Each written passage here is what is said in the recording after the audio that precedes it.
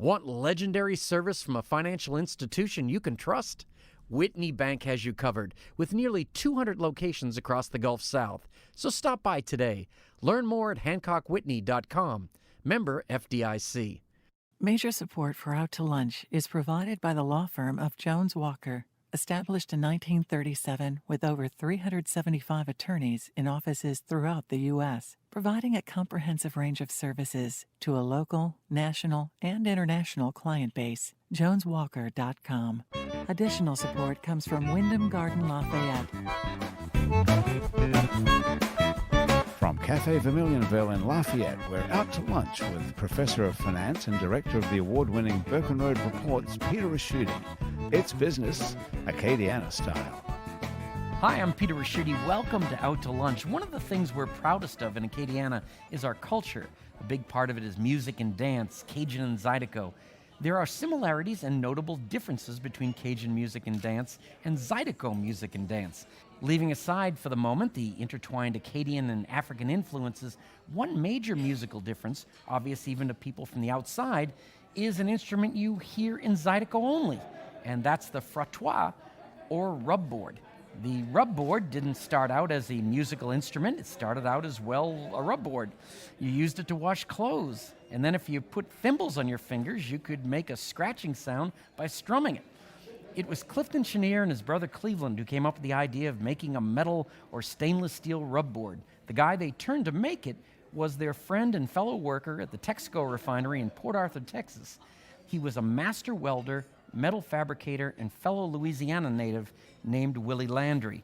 Willie's son, Tee Don Landry, has spent a lifetime making rubboards under the name Key of Z. He's made around 3,000 of them. They're in the hands of regular folks and famous musicians like Billy Gibbons from ZZ Top and Rihanna. There's even a Tee Don Landry rubboard in the Smithsonian. Tee Don, welcomed Out to Lunch. Thank you for having me. The intertwined Acadian and African cultures that have given us Cajun and Zydeco music and dance have led us to the relationship between the styles of music and the people who play them and dance to them, being referred to as first cousins. First Cousins is the name of a film about this very subject. The film was written, produced, and directed by two sisters, Moriah and Elista Istre. Both East sisters have a Ph.D. and are professional culture historians. Moriah is a folklorist and festival programmer, as well as being the director of the movie First Cousins. Moriah, welcomed Out to Lunch. Thank you so much. Don, making a rubboard is not like sitting out back of the house and carving a wooden whistle with a pocket knife. Cutting and bending metal and stainless steel with the kind of accuracy you need requires specialized skills and machinery. Can you walk us through the basic steps of making a rubboard? What does it begin with? Getting a sheet of stainless steel delivered? Yeah, well, I used to cut them all out by hand, which I still do a little bit with snips, but I make so many now I can't. It's too hard on my hands. So I have the stainless steel cut, the sheets cut, and it's all laser cut and everything. And then once I get the material back to my shop, well then I'll start the bending process. That's all done by hand. Well, that is by hand. That's okay. done by hand. There's no electricity involved once I get it. The only electricity I use is to use my little etcher. To sign them? Because I number them and sign them. The date it was made, and number them, put my website information on the back. And then I polish the edges and everything, and I put some edging around the top, make it comfortable. And then pack them up and ship them out. And where do they get shipped to? All over the world. Really? All over the world. I There's have them in every state in the United States, and I have them in Israel, I have them in Africa, I have them in France, Germany, you name it. Are they used for different Australia. kinds of music? Yeah, all kinds of music, A lot of people just buy them, I think, to hang them up or just use them as a conversation piece, or a lot of them are not musicians, they just want them, just saw them at a festival or think it's cool, so they want to try it out, and stuff like that. So. And are different rubboards cut for different musicians? Do they have just little idiosyncrasies they want in their particular instrument? Well, I used to custom make them, but there again, I don't do that anymore. They're all pretty much standard size, but they seem to like the ribs of the rubboard is what makes the difference between mine and other people, and the material, the type of stainless steel that I use, the grade stainless steel that I use. And the ribs themselves are different, rubboard to rubboard? Yeah. Mm-hmm. Wow. And the thickness. The thickness, yeah. Is different too. Moriah, it took you 8 years to make your movie First Cousins. When you write a book, even if you don't have a publisher, you can sell it on Amazon. You can sell pieces of art online without being represented by a gallery. What are the avenues for distributing an independent film? You can give it away on YouTube, of course, but are there other web-based opportunities that you'll actually make your money back? Or to make money, do you still have to go through the old-fashioned way of doing things and get your film into festivals and get a legitimate film distributor? Well, I didn't get an official film distributor, but what we did was we ordered 1,000 DVDs. We had a premiere back in October in conjunction with festivals like Acadiana and Creole. And it was an 800-seat auditorium on Gel Hall at UL, and we almost sold out. And a lot of people went home with DVDs that night, so that was a really good kickstart to getting them out there. And then I just left this morning. I just went to the Jean Lafitte Center.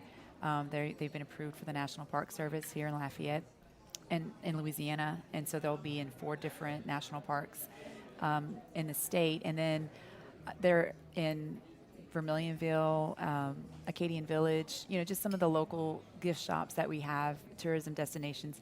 And then later, actually next week, I'll be meeting with LPB to discuss broadcasting. They've already approved it for broadcasting. They've asked us to do that, so we're going to go into conversation to see how that's going to look. But I do want to submit to a few more film festivals, but we've done extremely well. We just got a website up. We made the merchandise available through that, and we've had sales. I've actually mailed them to people in Japan and Sweden and Denmark and Canada, all over the United States. Now, and you're a folklorist. This is your part of the country. But are there other movies inside you? People always ask about books and things like that. Oh, yeah. Yeah, really? Oh, yeah. You've got other topics deep in your... I sure do, yes. and honestly, this was just, I have had a lot of other ideas for a while, but this film is just one of the ones that I knew had to happen first. I guess it was almost like if nothing else happens, I have to pay tribute to my own heritage. Right. And so that was really important and heartfelt for me. And so now that that's done, I'm ready to tackle about 10 more. Oh, great. What's it like working with your sister? Amazing. Really? Amazing. 'Cause some families, kill each other in these kind of we wanted to a environments. few times, but she's really different than I am. We have a very different approach to presenting any kind of cultural heritage to the public. Her specialty and background was with public history, so she's just historian, and she knows how to make information appealing to your public audience. And at the same time, she's also one of the ones that can go into a museum and read every panel on every wall. And I'm in and out. I want to see something that captures my attention, and then I want to move on to the next sometimes thing. just go to the gift shop. That's really what I do. I love going to the gift shop. I like to do that too. I'm that kind of museum visitor. She's different. So when we were doing this film, she insisted on doing things that I didn't want to include, like building an entire historical context for how this music developed. And I was just thinking, man, this is going to take forever, because I had already done interviews with at least a dozen musicians, and we had captured their performances. And at this point, we're hitting like 200 something hours of footage, and I was pretty much Well, you done. mentioned all the footage. I want to ask you from a business point of view. There's a lot of upfront costs before you're actually have something to sell. How did you do it? I was a student. So you're very wealthy, clearly, as a student. No. No, they took pity on me. They know how much money you don't make when you're a kid in college. And so when I started this, I had just finished my master's degree at UL, and that's when I had started interviewing different artists about my master's thesis, which was about festivals like Acadiana and Creole. So when I got to the end of that, I realized how many amazing stories I had to tell, and thought, this isn't going to end up in the archives at a university somewhere. I've got to get this out for people to see. And that's when I decided to just go back to all of the musicians I had been talking to and say, hey, we're gonna go ahead and tape this and put it on film somewhere. And so that's kind of how it got started. And people at UL were just so helpful with me. We had students working on it. I had people who wanted to put this in their portfolio. So the editors, not all of them, some of them were actual, professional editors. But for the most part, I was able to work with some incredible, gifted, and talented students who just have a head for this kind of thing. Do you have to do Kickstarters, things like that, or We did. We did. bake sales? We did that, and we raised several $1,000s through that. So obviously, it wasn't all that we needed or all that we spent. But hey, you know what? We broke even at the end of it, and as far as I'm concerned, that's a success. I think success for you has got to be the fact that you have a rubboard in the Smithsonian. I have, I think, 4 of them in there. Whoa, And that's so as a great. matter of fact, my wife and my grandson, Trey, back when he was in like 6th grade, his class went to Washington. A lot of the kids, they go every year. Yep. And so my wife called up the Smithsonian and told them that they were coming to see if it was possible. Because they don't display everything they have. I mean, there's no way they can. Yeah. They take it out or Yeah, whatever, right, and right. every now Change and then or whatever, exhibits. yeah. And so the lady said, sure, when are y'all coming? And we'll set it up. So he was the star of his class. Oh, I can you know what I mean? imagine. And so she's got pictures of it, but they came out with gloves. They wouldn't touch anything. They couldn't touch it or anything. But so I have them in the Smithsonian Institution. Excuse me. I have them in museums all over the world. Wow. How much does a rubboard cost?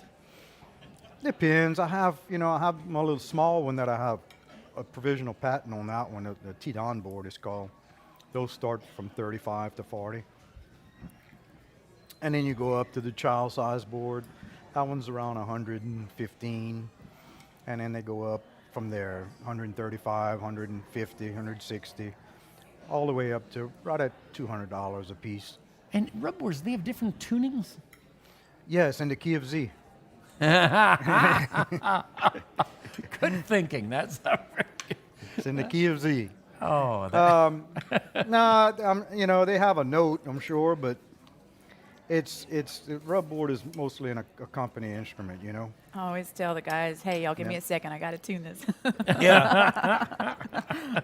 I tell people it's the most fun you can have with your clothes on. Playing it or making it? Making it and making it and playing it. Now It's fun to play. you took over from your dad. Mm-hmm. Is there another generation that's in the wings? That's what I'm thinking of now, because I'm not getting any younger, and nobody has really showed any interest because it's work, a lot of work. Young kids these days, I don't know, they want to sit Pretty behind a cool computer work, all day. though. Right. But we'll see, because I want to start traveling a little bit more and getting away and stuff like that. So if not to take it over right now, I need somebody just to train to, like if I want to go for a weekend, or like at the end of the month we're going to California, so I got to shut down everything. I'm shutting down I sell 4 different places. And is it just On you the internet. in terms of the manufacturing? Just me. Yep, just me. Get along with all your employees. I get along with all my that's- employees. Gotta go. Yeah, I'm the okay. boss of myself. You're listening to Out to Lunch. I'm Peter Raschuti. I'm talking with Zydeco rubboard maker Tee Don Landry and filmmaker Moriah Istre, director of the movie First Cousins, about the relationship between Creole, Zydeco, and Cajun cultures. Moriah, I've read so many things of basically people writing about how much they enjoyed the film and everything you're doing. I saw Zachary Richard said some very nice things about you. When you're distributing this, don't you get the feeling that there's a desire to know more about this part of the world elsewhere? Like, for instance, I'll see Cajun festivals all over the country. Do you think that's an avenue for you? Yeah, we've already been invited to take it on the road a little bit. We actually showed it at the Air Force Academy in Colorado. Great. And then we also got invited to show it in Rhode Island at the Rhythm and Roots Festival. So we'll be doing an all-day workshop with Steve Riley, who's also featured in the film, David Greeley, just a lot of different artists from this area. And they'll be doing a music, cooking, and film and dancing workshop, which I'm doing the dancing and film workshop. So, Wow. yeah. So I take it you're a good dancer. I mean, I'm all right. You know, I've been out there a little bit. You've been doing it since you were little, right? Yeah, I remember dancing literally on my dad's feet when I was really little. And then both of my grandmothers taught me the basics of, the jitterbug, the two-step. And then my other adopted family, my adopted papa, who named the film First Cousins, and that's a whole nother story. He's in Lawtell, so I'm very connected with that community. And in fact, I was telling somebody the other day, I said, I had to have made some kind of history to be the first white, so-called, Right. quote-unquote, white woman at Miller's Zydeco Hall of Fame to teach Zydeco. And then the following weekend, I won the rubboard contest at the Yambilee building in Opelousas. I said, there's got to be something going on with that. But I love it, man. Be live at Slim I love soon. it. Things are really picking up. Yeah. That is great. When you were doing that movie, what surprised you the most? I mean, you and your sister had a great understanding of the culture, but what did you learn from it? The experience, I guess. Yeah, the experience or just the Well, and both, of making the film. Yeah, of making the film, and because obviously you had to become a little bit of a business person in doing Yeah, that's this. probably the biggest challenge for me. I'm very artistic, very creative, and thankfully my mother's very businesslike, so that kind of has transferred a little bit. I'm a fairly organized person, but that was definitely a challenge. I know like Don's talking about basically having a shut down shop when he's not in town, and that's how it felt a lot. I was the one who had to get music licensing rights. I was getting Right. the actually editing every second on that I was there, full hands on. I was asking all of the questions and directing every set. So I mean, it was a lot. I learned a lot through the process. I don't even know what I could So say. it pushed you out of your comfort zone a bit. Well, yeah, but at the same time, it was something that I just felt so passionate about. I don't know that anything fazed me. I Yeah. just really felt like this had to happen regardless of how much information I knew. Look how or smart not. you're going to be on the next movies, though. That's going to be Moriah, Tee Don, this is the part of the show we call your brother-in-law. You've gotten to the end of a long day, and you finally have a few minutes to yourself when your phone rings. It's your brother-in-law. Usually he only calls when he's got some friends coming to town, and he wants them to see if they could stay at your place. But this time the conversation is a little different. Tee Don, your brother-in-law has a great idea for a new version of the rubboard. He's calling it the frottoir. It's basically a wired-up gizmo that attaches to the rubboard and plugs into an amp. Instead of playing the acoustic sound of the rubboard, it plays samples of great rubboard artists, so that when you play, you can actually sound like Clifton Chenier or Gino Delafos or Beaujac's wife Shelley. The beauty of it is it attaches to an existing rubboard, so you can sell it to the 30,000 people who already have a Tee Don Landry instrument. Your brother-in-law is in the development stage, and all he needs is a couple of $1,000, and he'll have the prototype ready. What do you say? Are you up for investing in the frottoir? I don't know. That'd be my answer too. Sounds like a lot of work. Yeah, might be a market No. for it, though. Talking about wiring up a rubboard, I did that years and years ago. Really? When I played, that's all I did for a long time. Well, I had my rubboard mic'd to where I could walk out in the audience and play. You know what I mean? Whoa, So, that's great. but people are doing different things. As a matter of fact, I heard at the festival, International, they had a band there, and they had a rubboard player playing, and he had it mic'd, and he had a wah-wah pedal, Yeah, right. like a guitar pedal, to where he could change the sound of it. So that was pretty cool. It's getting pretty advanced. But no, getting back to what you were saying, I mean, I don't know. I mean, that would probably, I'd make the rubboard and give it to them and let them put the electronics on it. let the brother-in-law get it. You know what I that mean? part. But I just like to keep it traditional, keep it as an instrument, and then let people do what they want to do with it. But you've got a great vision on all this because you still play in a band, right? Yeah, I play. Right now, I play drums. I've been playing drums since I was a kid. But I play drums and sing in a blues band, a local blues band. What's that called? Called Wayne Blue Burns Band. All right. And we do the blues. And, but I played Zydeco for so long, you get kind of burnt out. Burn out. Especially the Zydeco that they're playing now, I like it. It's great for dancing, but it's not the most exciting thing to play on the rubboard because it's pretty much double clutching all night long, double beat all night long. Now, it's great for the dancers and everything. Guitar player, drummer, rubboard player, pretty boring. Pretty boring. Okay, good for dancers. Because Though. it's great for dancers, yeah. But I'm more into the Clifton Chenier type, Nathan and Zydeco cha-chas, and Buckwheat Zydeco, where they put some blues in it. Yeah. You know, they put some rhythm and blues, some rock and roll, gospel. You know, they mix it up a lot more. You know what I mean? Yeah. That's where I was comfortable. That was more my style. Well, I think being a maker of instruments and being somebody in a band, I think that's got to help. You've kind of relate a lot better. Oh, yeah. Now, Moriah, your brother-in-law has a great idea for a subject for your next film, Second Cousins, the sequel. It's about the relationship between Zydeco music, Cajun music, reggae, and Hawaiian music. He's at the very beginning of researching right now, and he just needs a small budget to get him to Jamaica and Hawaii for a few months so he can do some preliminary interviews for you. What do you say? Are you ready to embark on a Second Cousins, the sequel? I mean, sure. Sounds like we have the same brother-in-law, huh? I think we got that same brother-in-law knocking at that door.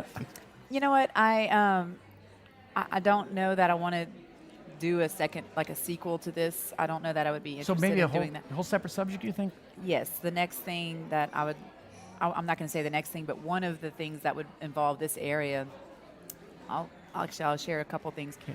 I think that it would be nice and pretty interesting to kind of focus on native culture, like Louisiana native culture, modern day, you know, like the modern day powwows, the modern day mentality.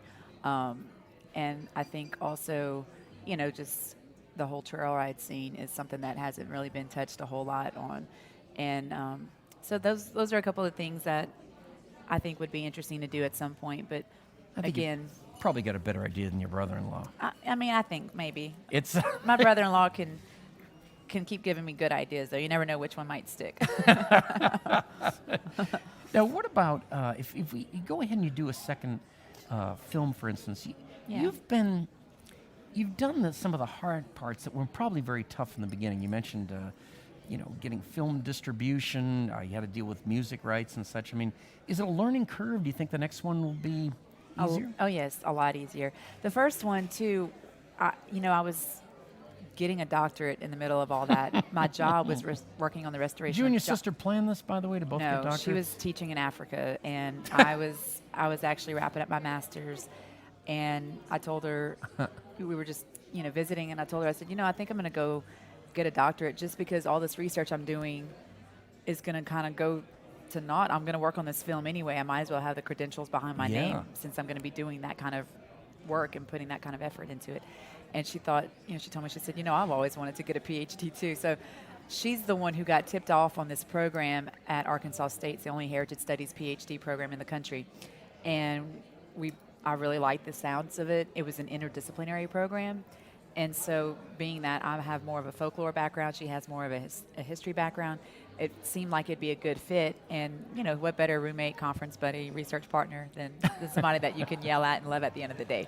So that's kind of what we ended up doing. We ended up going up there, and the job that we had was working on the restoration of Johnny Cash's hometown. Oh, wow. And sometimes I was like, we put in 80-hour weeks. I mean, it was insane. We established the Johnny Cash Music Festival to raise money for the entire heritage site. We developed the heritage site and, did all the research for that. Went back and forth to Nashville many times to meet different family members who grew up in the house, like his little brother and his sister still around. And so that was such an involved process that the film literally just kind of had to get pushed to the back burner until I could actually focus on that. And then when I came back to Louisiana, that's when I was able to really, put the rest of my focus and energy on that. And you're going to be very famous after the show. Do you want people to call you Dr. Moriah or Dr. East? Dr. East or Moriah. Oh, okay. All right. We either know each other or we don't. Moriah, Tee Don, there is literally nobody in Acadiana who hasn't danced to Cajun or Zydeco music at some time in their lives. For many, it's a regular ritual. For others, it's the most important, tangible connection to the culture. Moriah, you've captured all these various strands of people in your movie. And Don, you're probably responsible for more toe-tapping and worn-out boot soles than anybody in a 50-mile radius. It's been a real pleasure talking to both of you, and I thank you both for taking the time to join me on Out to Lunch. Thank you You're so much welcome. for Thank having us. you. We really appreciate it. Really enjoy it. My guests on Out to Lunch today have been Moriah East, the director and co-producer of the movie First Cousins, and Tee Don Landry, owner of Key of Z rubboards. You can find out more about Moriah's movie and Tee Don's instruments by following the links on our websites, krvs.org and itsacadiana.com. Today's show is recorded live over lunch at Cafe Vermilionville in Lafayette. Cafe V is open Monday through Friday for lunch and 6 nights a week for dinner with a courtyard that sets the scene for fine Louisiana cuisine. The producer of our show is Grant Morris. Our technical producer is Eric Merle. Our researcher is Ann Christian. Our theme song, Encore Monsieur Nice Guy, is written by Mitch Foreman and performed by Mitch Foreman and Andre Michaud. Our Acadiana business consultants are Pete Prados from Innovate Acadiana, Zach Barker from The Opportunity Machine, and Dr. Blake Escaday. If you want to know what we look like, you can find photos from this show on our website and Facebook page. These photos were taken today by Gwen Aucoin. You can get the show as a podcast. You can listen to past shows. You can keep up with us on all kinds of social media by going to our websites, itsacadiana.com and krvs.org. Support for Out to Lunch Acadiana comes from Wyndham Garden Lafayette, located off Pinhert near Police Saloon. Wyndham Garden Lafayette specializes in events, weddings, corporate meetings, and family reunions. Additional support comes from ABiz Magazine and AcadianaBusiness.com, the essential information source for business decision makers throughout the one Acadiana region. Out to Lunch is a production of INO Broadcasting for itsacadiana.com and KRVS 88.7 FM. I'm Peter Raschuti. Thanks for joining me. I look forward to meeting you again next week around the table here at Cafe Vermilionville for more business, Acadiana style, on Out to Lunch. Major support for Out to Lunch is provided by the law firm of Jones Walker, established in 1937 with over 375 attorneys in offices throughout the U.S., providing a comprehensive range of services to a local, national, and international client base. JonesWalker.com. Additional support comes from Wyndham Garden Lafayette. Want legendary service from a financial institution you can trust? Whitney Bank has you covered with nearly 200 locations across the Gulf South. So stop by today. Learn more at HancockWhitney.com. Member FDIC.